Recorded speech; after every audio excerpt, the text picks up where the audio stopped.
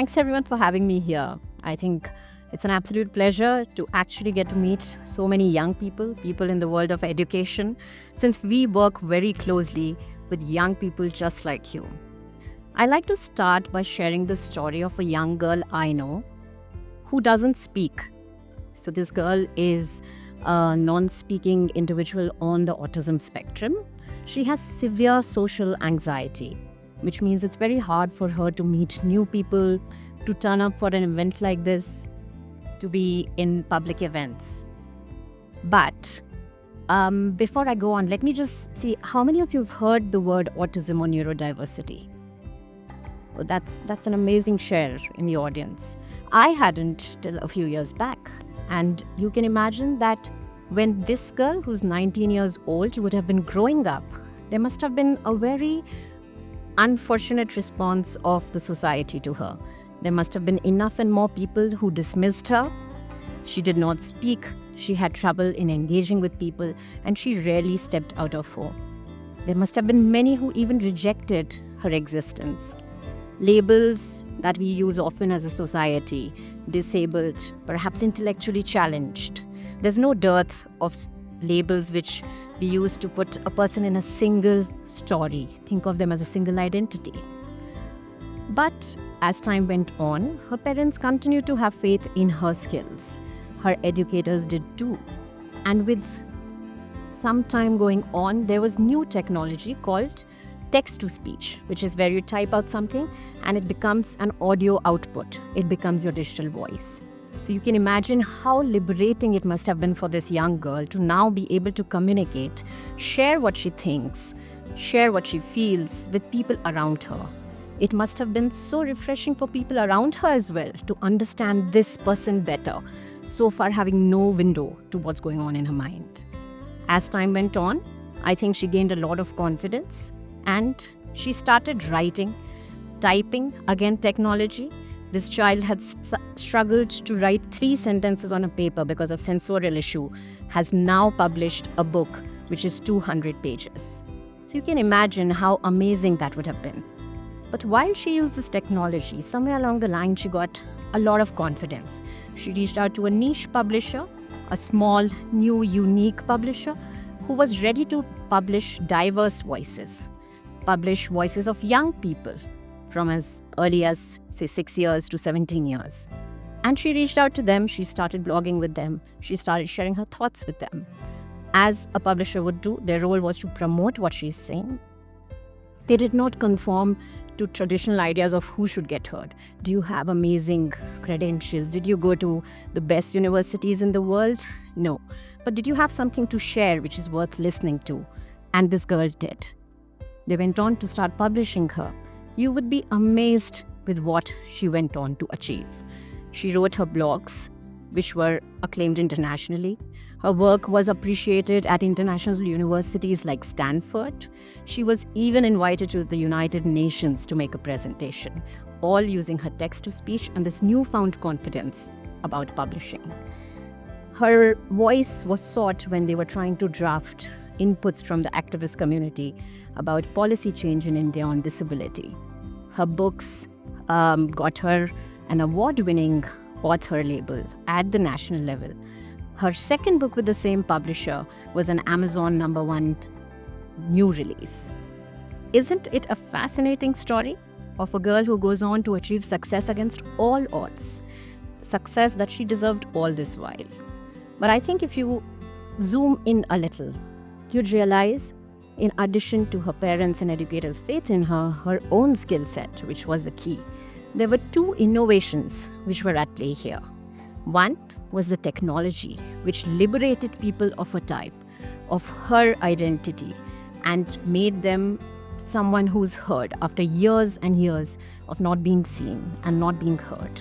The technology which could help her communicate and share all that she knew. Right? The second important innovation was the idea of a publisher who said, yes, it doesn't matter that you're not an award-winning author. It doesn't matter if you don't have millions of followers on Instagram, but we feel that what you have to say is worth listening to. So we will publish it. I think this is something where you can think a little bit more. There are innovations, and there are innovations which elevate. In this entire story, the story will always belong to that young girl. The innovations that took her there, played their part, are a cog in that larger machinery. They cannot become important if they are standalone, if they do not find users, they don't find the community to uplift. These innovations matter only because they enable people, they assist somebody, they help in uplifting you to making impact in the world. I remember listening to a comedian once. I think while we all read a lot, some of the things that stick back often go back to something funny someone said. So I remember this comedian once commenting on, perhaps in a fairly crude way but effective, about how there are scientists who are trying to change the world, they're trying to find solutions, they're trying to find medicines for our toughest diseases, they're trying to develop vaccines, and yet there are some who are trying to come up with watermelons which are seedless. Now, is that an amazing innovation? Amazing it may be, because it's hard to understand how you change the property of a fruit completely, and it must be convenient. But is that an innovation that we will always remember as something that elevated people? I doubt it. The choice is yours to make. So I think that distinction between what is innovating and what is innovating because it impacts people, it elevates them, it helps them become a louder, better, bigger version of themselves, is something that we are ready to think about. I will take a little while now to zoom into the role of the publishing house, because that is what I'm close to. It's an industry that I understand. I'm also very happy to share that that is a company called Book Osmia, Smell of Books, that I happen to be a part of the founding team. Now, very proud to say that I have a team of people who wake up every single day feeling that young people deserve to be heard. I think it brings us to the question of why. What is this whole fuss about stories? Why should we look to get published? What is it that we're trying to aim? When we think of stories, I think we often think about them in a boxed format, a book of an A5 size. I read something, I finish it, and I'm done with that story. I read a blog online, I finish it, and I'm done with it. But that's very, very rarely the case. While we may feel that we are done with that story, it's always slowly leaking into our mind space. It's informing our narrative. It's telling us who we want to be. What should I look up to in people? What I'm scared of being. Is it not? When we consume any content, and by stories, I don't necessarily mean a fictional fantasy writing. I mean any content out there. We are surrounded by content. We pick up a phone, we are reading somebody else's opinion. So everything that we are ever doing has a very, very strong reaction to what someone else is telling us. We may agree with it or we may absolutely disagree, but it is playing a part in how we think. From the cereals we choose to eat, from the clothes we want to wear, from a hairstyle I want to have because my friends think it is happening, from people we want to vote. We are constantly buying into what someone else is saying. We may agree or not, but we are thinking of it subconsciously. The thinker Yuval Noah Harari, in his book, spoke about the one single biggest thing which differentiates human beings like us from other races. And that is a power to tell stories. It is the power to come up with some idea. It may not be physical. It may be a brand. It may be an aspiration. It may be lyrics of a video. But it is the idea that we come up with something and we start thinking of it collectively. Right? That is, according to him, the reason why the human race has galloped forward in developing while the other races, other animals could not. So if storytelling is so important, and again, by story, I mean the power of expression. If it is so important, then why is it that only some of us get to tell their stories? Why is it that a very traditional publishing industry only looks at creative writing as an input into publishing? Why is it that access to amazing education, elite education, where you get to learn the best of words, you can weave into perfect sentences without any syntax issue, without any spelling issues, are those the only people who should be allowed to share what they have to say? I don't agree. Around 25% of India's population is in the 0 to 14-year age group. We are all constantly bombarded with our media, with advertisements, with all kinds of brands reaching out to us, to the children and to the young adults. Some of them directly, and some of them knowing that the children influence the purchasing pattern of their parents. So if there is so much of inflow into these young minds, why is it that we are not pausing to listen to what they feel? It could be anything. And that's where I think we need that innovation, that disruptive idea of who gets to tell their stories. It could be a young child who's just walked into a school. We have a podcast by a 12-year-old who is an army kid, and she's given 5 things to think about when you join a new school. We have a 12 to 13-year-old or a 13-year-old girl who talks about a very nuanced view of characters of the Mahabharata. She's talking about characters who are not heard, like Gandhari and Uttara. And that book is so amazing that it's a part of school curriculum for many schools now. We have a railway enthusiast, a 15-year-old who spends so much time, passion, energy researching about Indian railways that his book was launched at the Western Railways headquarters. None of this is about vanity publishing. It will only come when your society feels that you deserve to be heard. And it may not always make tremendous sense.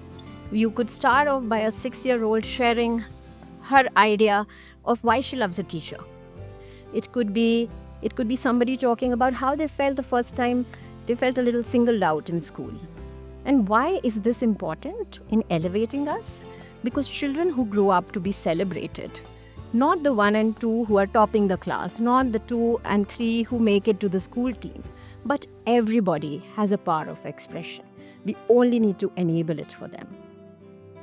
I often think about how the world of teaching has evolved. I'm speaking at a school here, so I couldn't help but think about my own teaching days. I went to a convent, which was amazing in many ways, but I always felt that the teachers operated from a place of fear built into the students. Not just the students, I think even the parents were terrified to come and talk at the parent-teacher meeting. And that world has changed drastically now. Fast forward 20-25 years, I'm sitting at a parent-teacher meeting for my daughter, and the teacher is telling her, don't focus only on studies. You have 5 more years. You'll burn out. Let us know what is more to you than your marks and then your books. That is the teacher that I want to read about now. Our books are still filled with those, draconian teachers and wardens that used to perhaps appeal to someone like me. But the world has changed. We have teachers here. I want to know about how you wake up every single day and make it to school. You may be facing challenges at home. You maybe have an unwell child at home. You have commitments. You stay up late at night to research and prepare well for what you have to teach the next day. If our young people grow up listening to 10 such stories, I'm convinced they'll have a lot more respect for teachers than when we tell them, be scared and be respectful of your teachers. Is it not? If your students share with them that they want to try, they want to do well, but something kept them from it, or how they got sucked into something they didn't like, if there is just more openness, more authentic stories out there, I think we would all be much better off. Our mental health will be better. We'll feel more engaged. Every student who's ignored in class will feel that they are celebrated. That, I think, is the essence of what I'm trying to say here. Each one of you has a story inside, and nobody else can tell that story better than you do. Because there is something called authenticity, which is a premium. Your story can only be yours. And we are full of them. We are full of that capability to express. So come forward, make use of innovative ideas, make use of innovative tools and publishing platforms. Don't just think of it as something you will print and show to your relatives and say, wow, I'm a published author. No, bring expression into your daily life. Learn to express yourself. It'll make the world such a better place for all of us. Thank you so much.